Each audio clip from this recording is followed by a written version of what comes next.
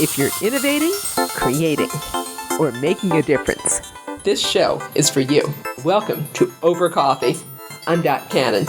Here on Over Coffee, we talk with artists and innovators about the process of changing the world in terms of what they do. Since my class is very physics-based, the first day I have them talk to each other about their superpower, and I make them write down, how does it actually work? It's not just magic. What's the physics behind how your superpower works? First, it's fun, just fun. Let's just get into engineering and have some fun. And that sense of fun is going to stay at the core of Jim Burnham's curriculum all semester long. Jim, who bills himself as the STEAM Clown, is a mechatronics engineering instructor at Silicon Valley Career Technical Education High School. His whole approach to teaching centers on the creative aspects of engineering and won him a Teacher of the Year award within 3 years of starting his career in education. Meanwhile, his students are having a blast learning to make incredible things and work together while exploring their individual interests in STEAM. Jim, before we get to talking about all the seriously fun and cool stuff you're doing in the classroom and as the STEAM Clown, where'd the magic start for you? How'd you first discover that all things nerdy are fun and cool, as you say? Yeah, it's always I've always kind of been interested in, science and math and things like that. Although I was not really that great of a student, in high school. And believe it or not, my selection of college degree when I first declared a major was marine biology. And so I was still kind of far away from super technical things. And I think part of it was because I didn't have a lot of confidence in myself, right? Like I didn't see myself in that space. But then, as circumstances worked out, I ended up getting more into engineering kind of topics. And then I ended up getting an engineering degree, electrical engineering degree, and worked in the industry. Worked a lot of years doing lots of electrical designs, chip designs, things like that. And I just kind of loved it. Right. And so that kind of imposter syndrome kind of like went away to some extent. But I always kind of noodled in my head to like be a teacher, to really, help other people kind of get that sense of, hey, you can do, these nerdy things. You can do these technical things. You can learn how to do this. It's really not that hard if you just break everything down into little steps. And so that's kind of how my nerdy journey to figure out, how to be a mad scientist in a classroom. As a mad scientist in a classroom, who, by the way, won a pretty prestigious award within about 3 years of becoming a teacher, what was the deciding factor? How do you go from, I'm not so sure I can do this, I'm a marine biologist, to, whoa, I really love being an electrical engineer? Yeah, part of it was one of the main things that really kind of stopped me from making that jump right away from, whatever I was going to do to engineering and really technical stuff was math. And really feeling like, oh, I can do this math, right? Because like I said, I wasn't a great student. I mean, I got B's in high school and stuff, but like I didn't really super apply myself. And although I had lots of friends around me that were, really smart and, took AP classes and all kinds of stuff, that just wasn't me. And so when I got to college, the thing that really kept me from immediately going into an engineering program was math, right? And I had professors tell me, oh, you haven't really done much calculus. You'll never make it in this program. And that's the thing that kind of stopped me from really pursuing, an engineering degree at first. And, as I kind of acclimated to college and figured out what the heck I was doing, I realized that some of my friends, it's like they took Calc 1 and then they took Calc 1 again, and then they took Calc 2 and then they took Calc 2 again, and I realized, what? It's just, you just got to figure it out and do it. It's not like you can't do it. It's not that it's going to be easy, but there are ways for people to like overcome those math phobia and things like that. And so that's kind of how I got, into that engineering program and basically made a career, out of being an engineer and stuff. But, the good story really is like, how did I become a teacher from being an engineer? Which I wish you would tell me, because I don't know that many people that went from the high tech industry to, I really want to be a high school teacher. I'm a high school teacher now. Yeah. So obviously it wasn't the money, but, I had spent a big career in high tech and I worked primarily for one company, most of my career, but I got to do a lot of different things, lots of, support organization stuff, helping engineers do their own designs, working in a design center, doing digital designs for other companies, doing a lot of technical stuff, technical marketing. And, the kind of the last part of my career, I was actually doing a lot of board design, building little circuit boards and things like that. But I was just like, I'm kind of stuck. I feel like I'm not doing interesting things anymore. And a friend of mine from another company said, hey, we're having this design contest. They call it high school and college design contest in this electrical design where they've designed some cool stuff. And we'd like you to come be a judge for that. And the crazy thing was, it's like, I'm totally down for that. Like, where is it? Thinking, oh, it's, somewhere in California or, wherever. Right. And they go, well, it's in Romania. And I'm like, ooh, I would love to do that. I'm not sure if my company will like pay for me to go. And, I can't afford that. And they're like, no, we'll figure this stuff out. And I actually convinced my company to say, hey, why don't you send me to, Europe, Germany, and other places to like go visit a bunch of customers. And then at the end of the week, I went to this design contest. And it was so fun. It was so exciting to see those kids, work on the stuff that they were working on and do the things they were doing and coming up with just crazy ways to solve engineering problems.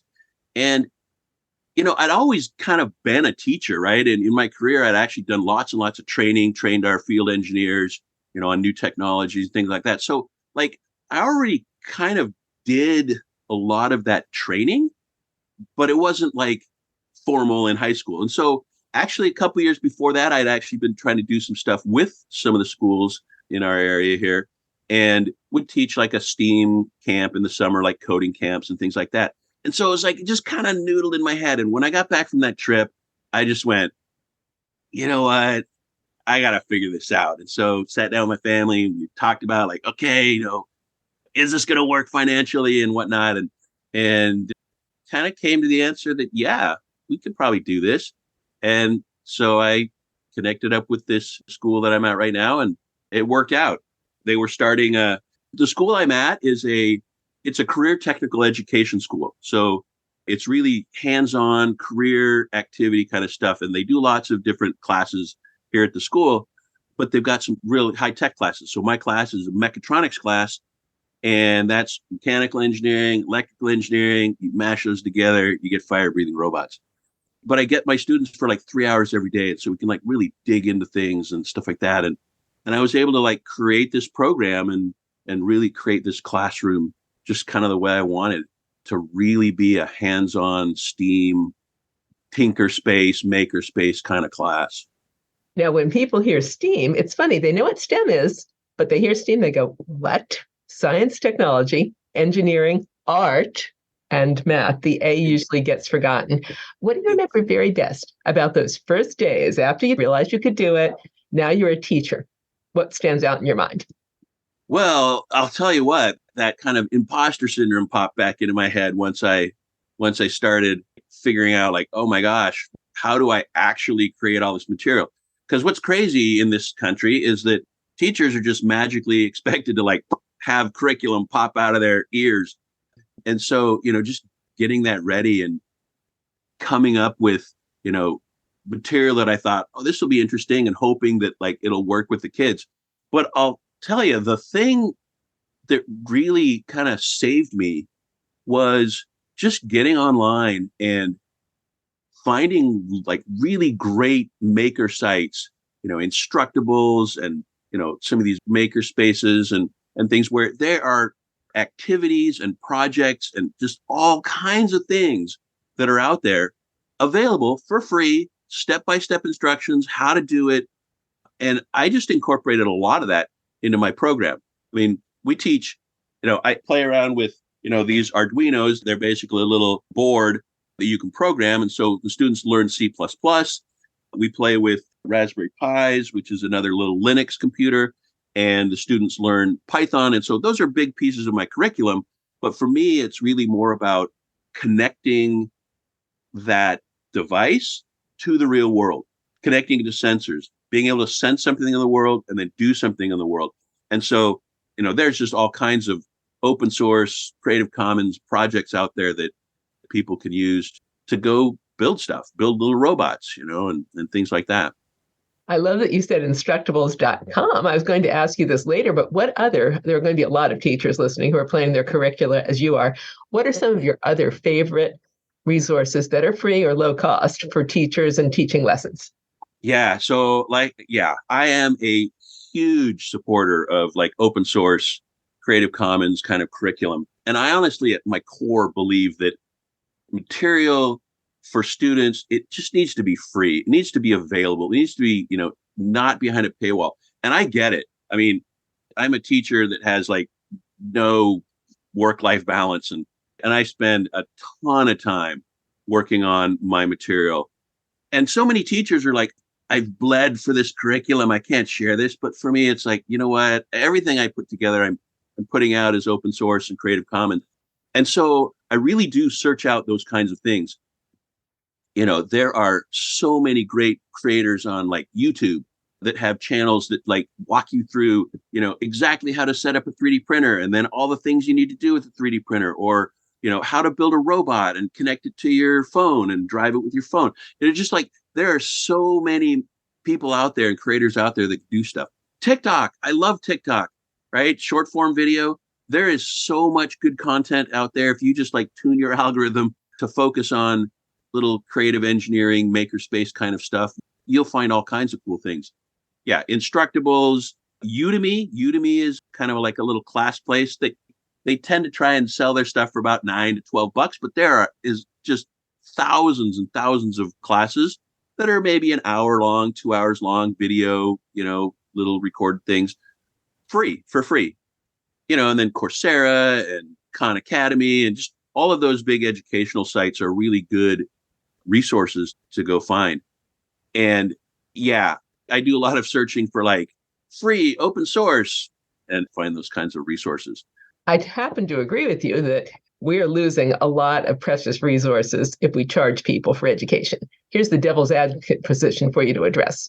Teachers have to eat. How do we do this? Yeah, no, I really, really think that the industry, right? Because we're training, especially in my field where it's career technical education, I'm training people who may or may not be going to college right away. They're jumping right into the workforce. I'm training a very technical workforce. And I think that industry needs to just get way more involved. They need to get a lot more skin in the game. Number one, find a teacher that's creating great content and, get on their Patreon site or, send them some stipend or something like that and have the companies actually fund some of this great curriculum development. Having companies sponsor classrooms, a STEM classroom, a STEAM classroom is not cheap, right? For me to have my students build circuit boards and go design a circuit board and send it off and have it made and come back and then solder it all together.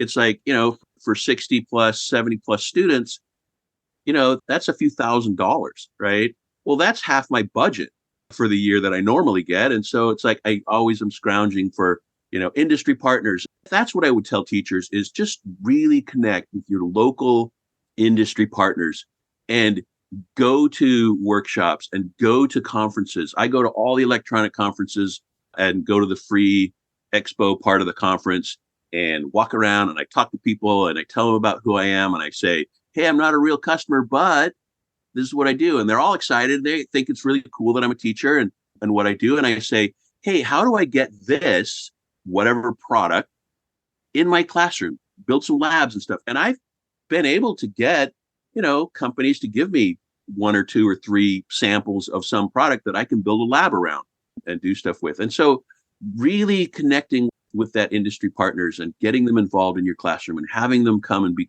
guest speakers and having them, let you come and do a field trip at their plant and have them give you money, right, to be able to fund these great projects that you can do. I've always been extremely shocked that teachers are so low paid because you're only building the future. Put me in your classroom right now in your imagination, would you, on the first day, and tell me what we're going to do? Yeah, I guarantee you that every teacher in the country is like freaking out about that first day. And it's funny every year because my class is really like fairly structured. And what I do is like, okay, we're going to start learning Arduinos and C++. And then it's like, okay, well, these are all my lessons. But those first like 3 days, somehow I forget completely, like, what did I do last year? And how am I going to do this? What's happening? And one of the first things I want to be able to do with my students is, because every teacher in every class is like, okay, these are the rules. And, students are getting like 7 different teachers telling them all these different things they need to figure out. And for me, it's like, hey, let's take a pause. We're going to talk about the class. We're going to talk about what my goals are in the class. And I'm going to have them tell me what their goals are in the class. And I'm going to have them actually do an activity where they kind of reflect and do a survey on like, what do they expect to get out of the class? Since it's a STEAM class, we're going to make paper airplane launchers. First or second day, we're just going to sit down and build paper airplane launchers. And they're going to have a whole bunch of Legos and hot glue and sticks and, popsicle sticks and wire and whatnot, and they're going to in teams, they're going to make paper airplane launchers. And, so it's just a fun activity. They're going to have to get together with a teammate and do stuff. Another thing I do is I have them create a name tag, right? Because I don't know them. And so then I have them, get together with a partner and, do the normal, like, hey, who are you? What are you doing? What's your favorite, whatever and stuff. But I actually ask them to think of their superpower. Like if they were a superhero, like what is their superpower? And I know this is like, classic iceberg, superpower, right? But since my class is, very physics based, the first day I have them like talk to each other about their superpower and like how their superpower works. And I make them write down like, how does it actually work? It's not just magic. It's like, what's the physics behind how your superpower works? And then the next day, I actually have them get back into different teams, talk about their superpower, and then come up with the physics, the engineering on how to defeat that superpower, right? So if you were on the opposing side, if you're agents of S.H.I.E.L.D. and you had to like protect yourselves from all these people with superpowers, how would you protect someone from somebody who was invisible, or if somebody was, could fly, or, it's like, and so you dig down on how the physics of it works. And so I always try and bring, some fun things in, but also get together with some actual engineering, some actual learning. So they have to actually think about how does this actually work? So that's my first couple of days is I'm going to paper airplane launchers. Oh, and the other thing I do, this is crazy. My van right now is about half full of printers because one of the things I also do is I say, here's a screwdriver, there's a printer, and I have like 50 printers that I've collected up over the summer sitting on the back work tables, and they go take them apart and they pull out stepper motors and DC motors and sensors and optical sensors and solenoids and just all kinds of loot that they're going to pull out of there that we're going to then use later in the class, right? They're going to connect the motors up to their Arduinos. They're going to connect the solenoids up. They're going to, connect sensors up and do stuff. And so just that first couple of days, just some real big hands-on activities so that they're not just bogged down with busy, hard projects that we'll do later. But first, it's fun, just fun. Let's just get into engineering and have some fun. Few aspects of that could be a little scary to a student who doesn't really understand science in their world could be the coding and the physics. Sounds like you've got that to engage arts students right off the bat. What else do you do through the semester to engage more arts-oriented students in STEAM? Yeah. So, yeah. And I always emphasize this idea that engineering without art is just calculating, right? And so you need to really bring that creative beauty into stuff. So when people are designing a circuit board, make it look nice too. Just don't make it be functional, make it look nice. We do a project at our school. I get to do a Halloween. We get to do a Halloween haunted house. And my class actually is one of the biggest contributors to that, where we actually go build little things. And so they've already learned how to like move a servo and make something move. So now they kind of incorporate that into some haunted Halloween prop. We do a project where they build a shadow box. And basically it's all it is an opaque piece of plastic in front of a box. And then inside the box, they've got some like little turntables, which they built. So they have little motors that'll turn. They've got fans. They've got the super bright LEDs, which they've soldered and stuff. And so then they create this diorama inside with color and movement that kind of projects itself onto this panel. And then I have a whole wall of 30 of these stacked up and running. And we put that in the haunted house. They do a Rube Goldberg project where they've got to come up with using Arduino, right? Using Arduino, they're connecting to a sensor, and then they're connecting to some kind of motor, servo, or electromechanical, device. And every team has to see what happens with the team ahead of them. They have to sense what happens, like a ball rolls out or domino falls down or something swings over or whatever, right? They sense that, then they do something, and then they kick over something, like they push a car on a track or whatever, and then that then triggers the next team. And so it's a big cascading Rube Goldberg project, which is more than engineering, right? One, they've got to do some programming. Two, they've got to do some electronics. But three, they've actually got to communicate with all the teams around them, because I don't put them in order, right? I just go, hey, find a team that's doing something that you can sense and get yourself in order. And then they have to like organically figure out like, what's the order? And they negotiate with these teams, and they say, oh, maybe if you turn your thing just a little bit, turn it 90 degrees, then it matches up with ours a little bit better. And, things like that. And so, not only are they doing engineering, but they're doing team building and just basic, working with people and negotiating with people and things like that.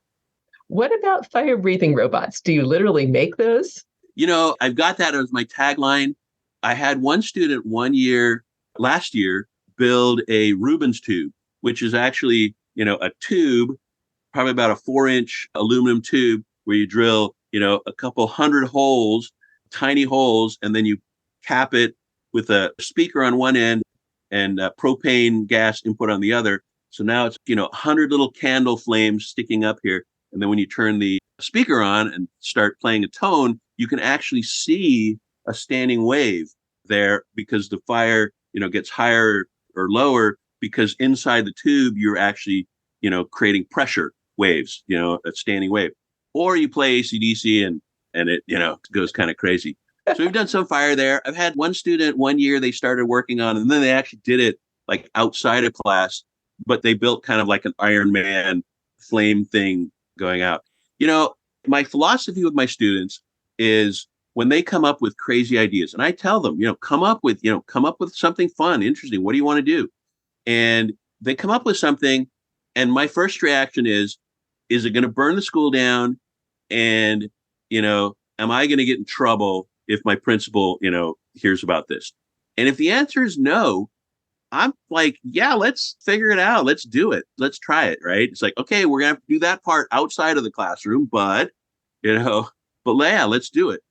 I'm pretty open with my students as far as, if we can afford it, if the budget can afford it, and it's not going to burn the school down, let's go build it. Let's go try it. Speaking of outside the classroom, when your class is over, for what kinds of careers are you training, especially arts-oriented students that are going to get out in the world and be working the jobs of tomorrow? Yeah, because that's the big dilemma, especially here, in Silicon Valley. It's like everything's tech and everything's, you think, oh, everybody needs to have a college degree, an engineering degree. And there are so many jobs out here and everywhere where you need to be technical, you need to be creative, but you may or may not need a bachelor's degree to do that. And so, as a whole, I'm training two types of students. One set, which they know what they're doing. They know they're going to college. They know, what degree they want to get. And then I've got a whole other set, maybe more than half, who are like, I don't know, I might go to junior college. I'm not quite sure. I think I'm going to go work. And so I've got to really cater to both of those environments.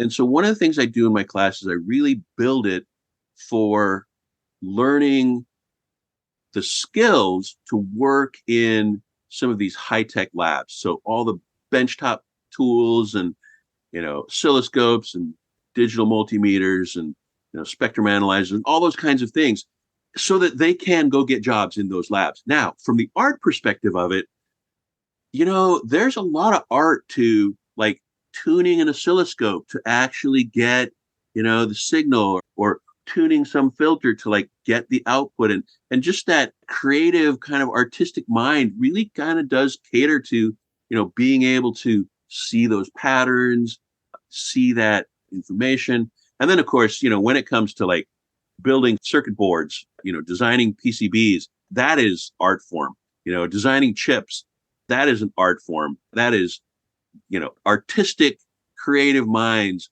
do better in that space because they can visualize and see it. The other piece that I do is we do a lot of 3D printing in my classroom. And of course, that's just a very creative, artistic thing where you're going and designing some 3D model to go then print. And the whole process of iterating on that and making sure it fits and making sure it does what it's supposed to do and it's strong enough, all the physics behind that. But at the same time, you want to make things that are beautiful. And so I think there's a lot of creativity that goes into a lot of artistic talent that goes into that. And so having those skills as you go out to the world, is super important to me. What are you 3D printing in your class? So a lot of times the students will, after they've learned how to use printers and stuff, they're like, I found this cool thing that I just want to download and print, but I always make them change things. So if they're printing like little, D&D figurines or something, I make some change. But most of the time it's, a student will be working on some robot and they're trying to mount their camera and they're like, I can't get this. Should I just use duct tape or double-sided tape or, should I Velcro this? And I'm like, I wish there was a tool in this classroom where you could print a bracket to fit that exact, and then like, and then they will go off and like, do a bunch of measuring on their camera mount and figure out, okay, what is this, where the holes are. And then they'll go design a little 3D print model to like be able to mount their camera on their robot and then be able to like adjust it and do things like that. And so, they, a lot of times, they just want to make little fun, little weird things, Pokemon things and whatnot.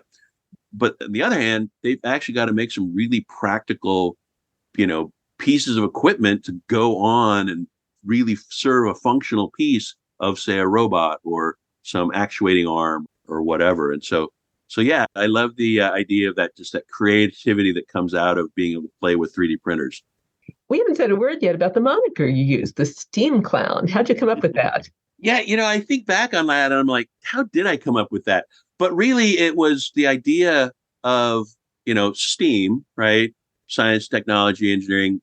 And so, but then at the same time, it's like, I'm going to have fun with this. I'm the mad scientist. And I had my son, actually, who's a graphic artist now, he actually built me a little logo of basically Einstein, kind of a cartoon version of Einstein with his crazy hair.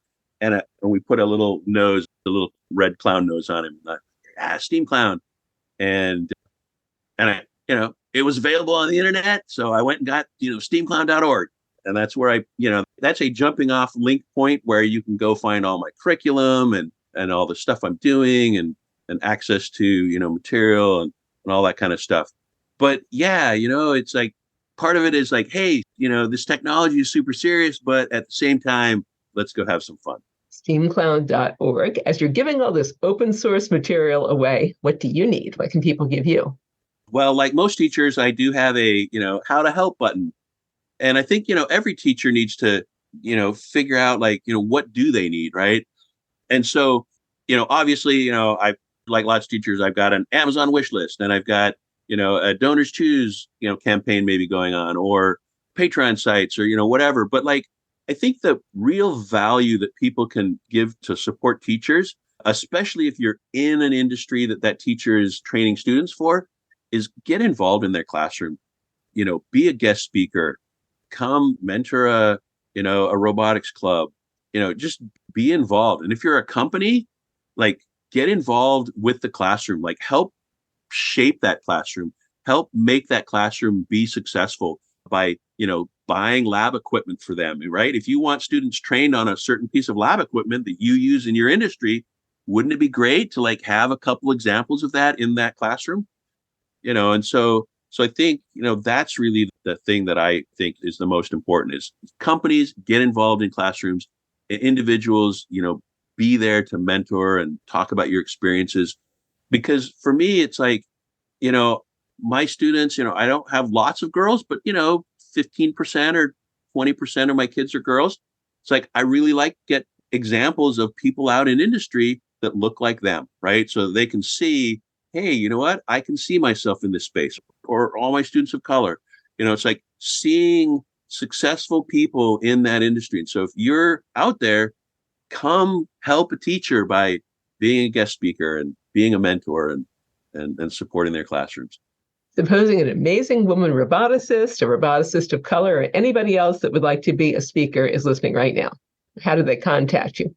Well, I'm all about, hey, come help me, and they certainly can get a hold of me on my steamclown.org, topclown@steamclown.org is an email you can get me at.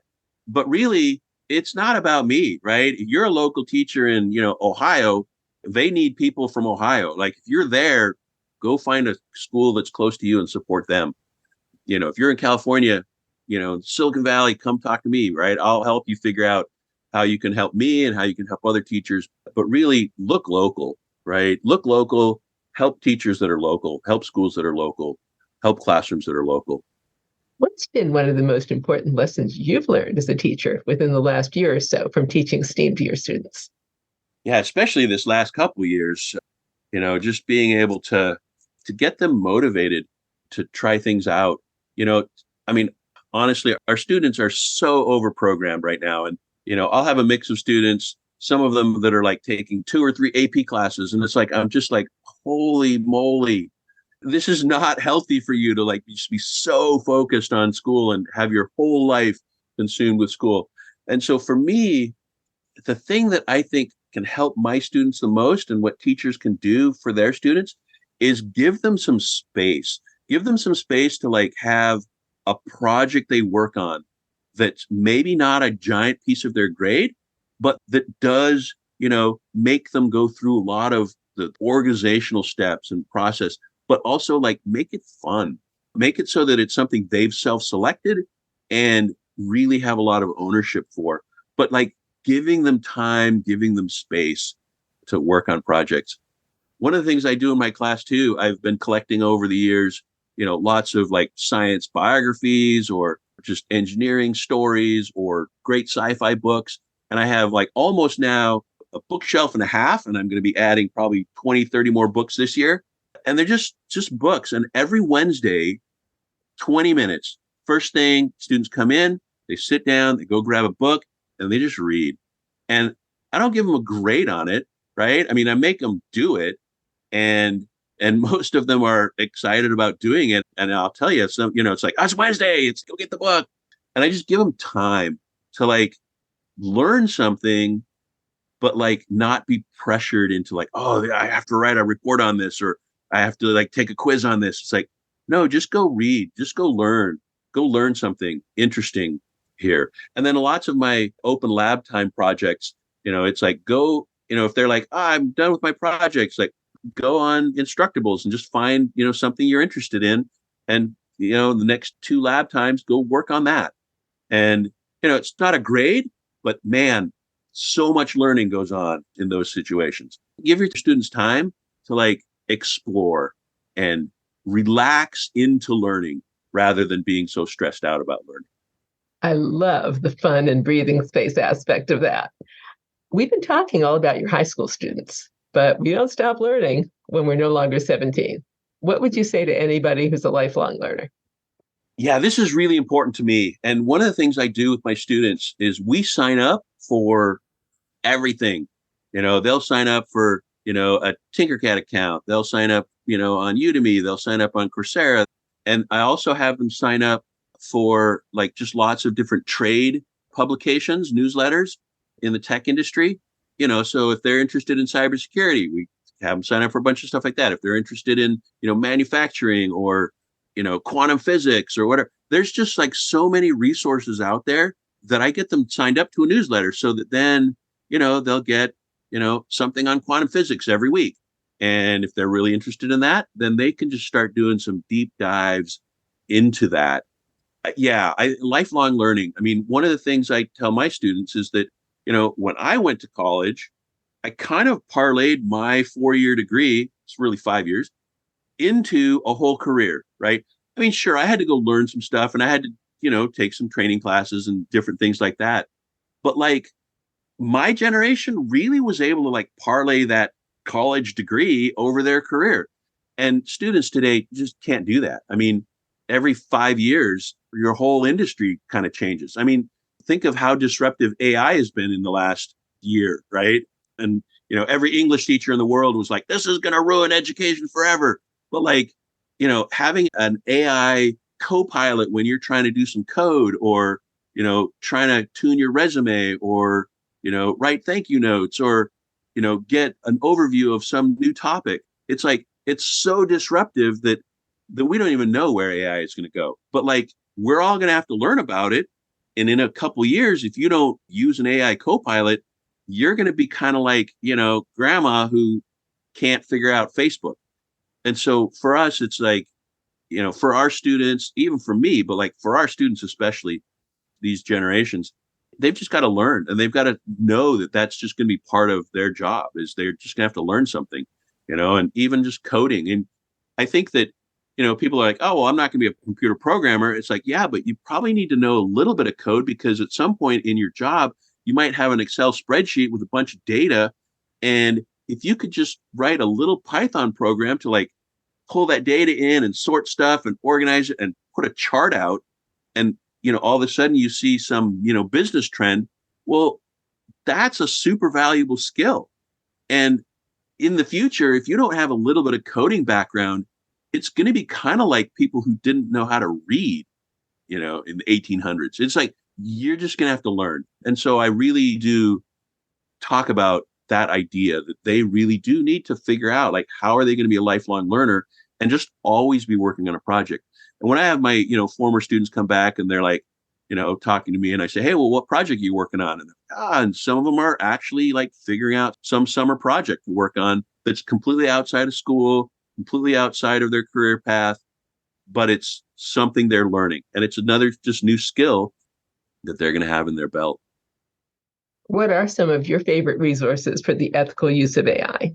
Yeah, this is so interesting. And I think we're still just trying to figure this out because, honestly, I think that especially all of the art generating AI that's, generating, images and generating video and all that kind of stuff. I think it's awesome. But at the same time, I also think that a lot of their data sets have pulled creative content from artists that they didn't have permission for. And so, I think we're going to have to figure out all of that kind of stuff where these AI companies are benefiting from, art and artists that have bled their art into the world. And we need to figure out how to compensate them, right? How to make sure that there's the compensation that happens there. When AIs go scrape all the news sites of the world and then don't pay these little tiny, small town news outlets, they don't get paid for anything. They don't get any advertising value or anything. So we've got to figure all that kind of stuff. But AI is here to stay. And we as a human race need to figure out how to manage that, how to use it, how to make it be beneficial. I think that, AI being able to like process all kinds of medical data, super valuable, going to be super great for doctors. But at the same time, we got to make sure that all of our medical data is protected. Business, lots of businesses are going to get affected by how AI works. And we're going to have to figure out, do we just make that be, bottom line on the company, or do the actual people who used to do that work actually get some benefit? Let's make a 30-hour work week. Let's make a 20-hour work week, right? if AI is making your company so much money, well, then maybe everybody should reap some of those rewards. So I don't know. My philosophy on the future is we can either pick a future that is, Star Trek Federation, where everyone can go be a physicist if they want because they don't have to worry about, having a roof over their head or health insurance. Or it can be Blade Runner.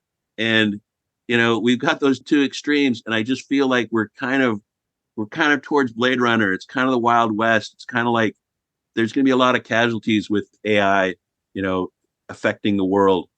And I hope we can kind of swing back more towards, an environment where people can really go learn stuff. I mean, imagine if I didn't have to worry so much about having a roof over my head or health insurance, you would have so many people who are like, you know what, I'm going to really go focus on physics. And we might actually get a warp core engine and get out to the stars if we did something like that. Absolutely. Let's hope more for that kind of future. Final question for my podcast is the signature question, which is, if people can only get one thing from you about innovation, creativity, and making a difference, what would you like them to take away from you and the work you're doing? Wow, that's a great question. I think that the main thing that I want people to take away from me and my efforts as a teacher is don't hoard your knowledge, don't hoard your content, help your fellow teachers. We're not competitors, especially if they're not even in the same school, right? There's no teacher that's competing with me. I might as well share everything that I have, and all that the other teachers should do. At the same time, I realize that it's so incredibly time consuming to create content. 10 hours of lecture and lab probably take 100 hours of real work to put that together. But share, make really compelling, valuable lessons and labs for your students. Make them, stretch them, make them really, figure things out. Don't just give them the answer. Let them struggle with some of the hard problems that you're giving them. Let's help them not fail, but let's help them really internalize and learn stuff. I'm super excited about technology, and I think it should just be made available and accessible to everyone. And so I think that's my biggest takeaway is make learning fun, be a lifelong learner, and make it so everyone can get access to that learning material. Jim, thank you for your time today. Thank you. This was great. You and I have been listening to Jim Burnham, the STEAM clown. Jim is a mechatronics instructor at Silicon Valley Career Technical Education High School. You'll find his open source curriculum materials at steamclown.org. As Jim mentioned, if you're in the San Jose area and you'd like to support his STEAM classroom, you can reach out to him at steamclown.org.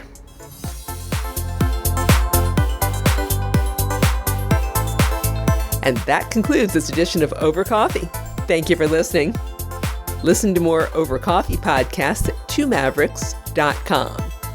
That's 2 TWO Mavericks, Maverix. Be sure you subscribe. It's free by clicking the link on our website. Our music is royalty-free production music provided by Pond5 at pond5.com. I'm Dot Cannon. Here's wishing you a cappuccino day.